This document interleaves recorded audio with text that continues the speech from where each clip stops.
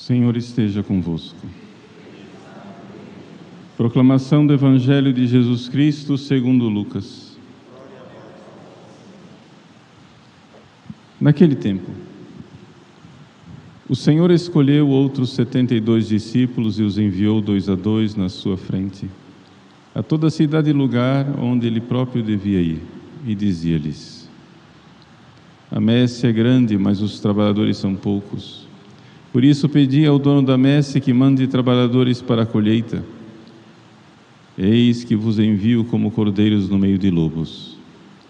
Não leveis bolsa, nem sacola, nem sandálias, e não cumprimenteis ninguém pelo caminho, em qualquer casa em que entrardes, dizei primeiro: a paz esteja nessa casa. Se ali morar um amigo da paz, a vossa paz repousará sobre ele. Se não, ela voltará para vós. Permanecei naquela mesma casa, comei e bebei do que tiverem, porque o trabalhador merece o seu salário. Não passeis de casa em casa.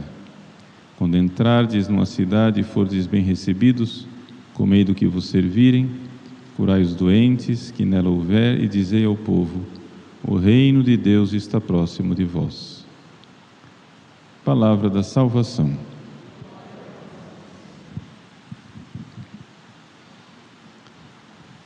Meus queridos irmãos e irmãs, celebramos a memória de São Cirilo e São Metódio.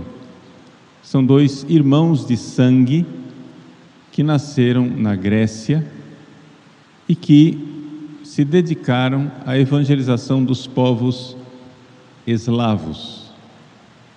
O Papa João Paulo II proclamou São Cirilo e São Metódio também como co-padroeiros da Europa. Por que é importante celebrarmos a festa desses 2 irmãos missionários que dedicaram sua vida à salvação das almas no distante século IX? Não é? Bom, a primeira coisa é nós enxergarmos que a Igreja sempre foi missionária. Desde que nosso Senhor Jesus Cristo subiu aos céus, nós recebemos o mandato missionário: ide por todos os povos, pregai o Evangelho a todas as nações.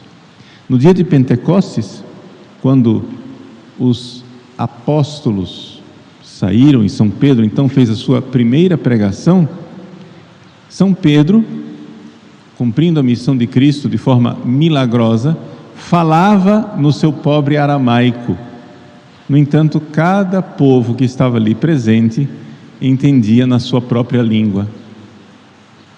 Ou seja, esse foi o grande milagre de Pentecostes, em que houve uma espécie de, por assim dizer, tradução simultânea. Enquanto São Pedro falava em aramaico, os partos, medos, elamitas, etc., cada um entendia na sua própria língua.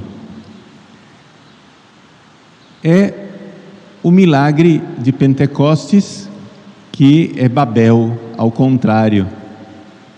Ou seja, a arrogância da Torre de Babel, o homem quis se colocar no lugar de Deus, e Deus então enviou o castigo da divisão entre os povos. Ou seja, para que o homem não ficasse soberbo e arrogante, querendo dominar o mundo, Deus então criou uma diversidade, não é? Divide et impera, não é? Deus dividiu os povos para que as pessoas entendessem: calma, vocês estão querendo tomar o lugar de Deus, vocês estão querendo ser deuses, vocês estão querendo um governo mundial, que vocês dominem tudo. Vamos dividir os povos, assim vocês ficam menos poderosos, cada um cuidando, não é, do seu lugar, cada um cuidando da sua nação. Pronto. Então foi isso que Deus fez em Babel. Ele dividiu os povos, confundiu as línguas, para que o homem, na sua arrogância, visse que ele tem que ele não tem tanto poder. Uma forma que Deus inventou para limitar o poder humano, não é? E assim não houvesse um homem poderoso que se colocasse no lugar de Deus, como em Babel. Quando vem a lei do Evangelho, então o Espírito Santo nos dá o outro caminho, o caminho, não é, da unidade. O caminho da unidade de uma só fé. Vários povos, várias culturas, mas uma só fé. Então ali em Pentecostes acontece o fenômeno da, vamos usar a palavra que está na moda, inculturação. Ou seja, a inculturação que era o seguinte: a mesma fé, a única fé, a fé da igreja, que agora fala as diversas línguas para mudar as culturas. Importante entender isso. Vamos ver o exemplo claro de São Cirilo e São Metódio. São Cirilo, São Metódio tinham a cultura grega, falavam grego. Mas acontece que os povos do nordeste da Europa eram povos eslavos, eram povos que não falavam grego, que não entendiam o Evangelho, que não tinham recebido a pregação do Evangelho. Então o que é que eles fizeram? Foram lá, estudaram a língua deles, estudaram a gramática, já que eram povos analfabetos, fizeram um alfabeto para poder expressar aqueles sons, porque as línguas eslavas são línguas que têm uma riqueza fonética, uma série de sons que as nossas línguas ocidentais não têm. Então precisava de um alfabeto diferente para retratar aqueles sons diferentes. Então eles fizeram o alfabeto, que é conhecido como alfabeto cirílico, por causa de São Cirilo, até hoje se chama de alfabeto cirílico. Quando você vê lá o russo, né, aquelas letras russas, aquilo lá quem inventou foi São Cirilo, o santo que nós estamos celebrando hoje, o alfabeto russo, né? Só para você identificar do que é que nós estamos falando. Então, eles inventaram um alfabeto, estudaram a gramática, fizeram o possível para quê? Para evangelizar, para transmitir a mesma fé dos apóstolos, numa língua diferente, para fecundar aquela cultura e transformar aquela cultura numa cultura cristã. Vejam, então, o que é inculturação? Vamos entender o que é inculturação. Inculturação é um processo que a igreja realiza para modificar uma cultura. Ou seja, eu tenho ali uma cultura, como por exemplo, vamos pegar o nosso Anchieta. São José de Anchieta veio para o Brasil e estudou a língua tupi. O Brasil dos primeiros séculos não falava português. A língua geral aqui no Brasil era o tupi. Inclusive os portugueses, quando chegavam aqui, tinham que aprender tupi, porque era o que todo mundo falava. Então o Anchieta estudou, fez pela primeira vez o estudo da gramática tupi. E ele então começou a escrever catecismos em tupi, poesias em tupi, teatro em tupi. Para quê? Para pegar a cultura dos índios e modificá-la, para que eles deixassem de ser pagãos, cruéis, canibais, uma cultura que não era cristã, onde as mães índias vendiam seus filhos por troca de quinquilharias, de espelhos. Chegavam lá os portugueses com espelhinhos, etc e tal, e as mães alegremente pegavam os filhos e entregavam. Uma cultura pagã que matava os próprios filhos. Quando a mãe não queria um filho, não tinha aborto naquela época, mas eles pegavam e enterravam vivos os filhos recém-nascidos. Uma cultura pagã onde havia o canibalismo, se comia carne humana.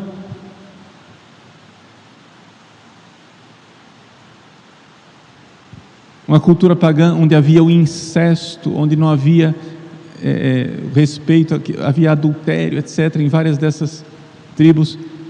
Pois bem, o que é que quis Anchieta?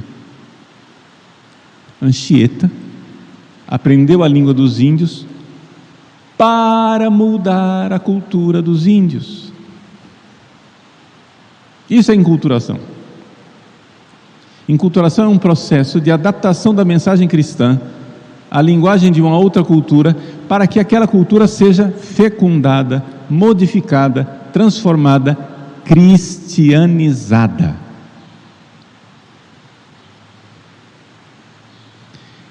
Infelizmente e miseravelmente, o que algumas pessoas fazem hoje em dia é o contrário. Vão lá estudar a cultura pagã para trazê-la para dentro da igreja e abastardar o cristianismo e transformar os católicos em neopagãos. Ou seja, um processo em que as pessoas querem pegar a cultura do mundo, essa cultura pós-moderna, maluca, que não crê em família, que não defende a vida, a favor de um poder globalista. Pegam esta cultura e querem trazer aqui para dentro da igreja, para que o cristianismo seja modificado, paganizado e transformado. Vejam como as coisas são invertidas. É inversão total. Então, que de lá do céu São Cirilo e São Metódio nos auxiliem, rezem por nós, para que esta Babel na qual nós vivemos, seja vencida, e então nós sejamos vários povos, na diversidade das culturas, das raças, das nações, nessa pluralidade bonita de diversidade cultural, mas vários povos com uma só fé, um só batismo, uma só igreja, uma só santa religião, a Igreja Católica, cumprindo assim o mandato missionário de nosso Senhor Jesus Cristo. Ide, fazei discípulos de todos os povos. Ide e transformai a cultura de todos os povos. Eles irão continuar sendo quem eles são. O brasileiro continuará brasileiro, o índio continuará índio, o eslavo continuará eslavo, o africano continuará africano, mas não mais pagãos, cristãos, transformados, crentes no verdadeiro Evangelho de Cristo. Meus queridos, o cristianismo, por mandato de nosso Senhor Jesus Cristo, tem um projeto, sim, um projeto cultural universal. Nós queremos, sim, ensinar todas as culturas. Nós queremos, sim, modificar todos os povos para que sejam fiéis discípulos do seu único Senhor. E é por isso que a igreja, na sua sabedoria, sempre soube enculturar. Enculturar quer dizer entrar na cultura para fecundá-la, modificá-la, evangelizá-la e conduzi-la não à confusão de Babel, mas à unidade da fé de Pentecostes.